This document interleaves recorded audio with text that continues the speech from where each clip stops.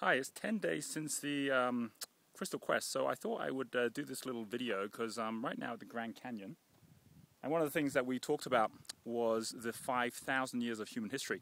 And we kind of walked it out all the way from the pyramids through to the Middle Ages and Cleopatra and all the way through to Renaissance. And 5,000 years is obviously a very, very long time. But I wanted to just share with you 2 billion years. This is a kilometer and a half deep, and if you look down there you can see the Colorado River, and it's pretty steep right about here, and I'm pretty much here on my own at the moment.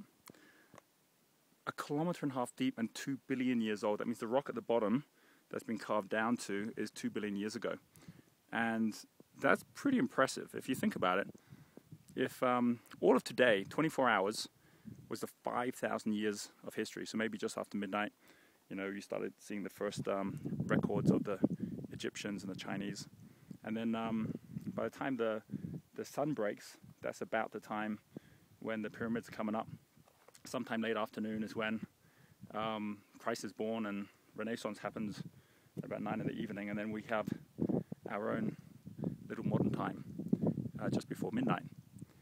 And if we take that whole 5,000 years, and that's just one day, you could take that day and repeat it and repeat it and repeat it and do that basically over 1,000 years, and that would be pretty much 2 billion years. So that's a long time.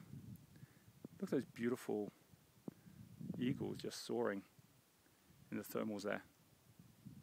Here's another way to look at it. If we take this thing here, this is a little pebble which is about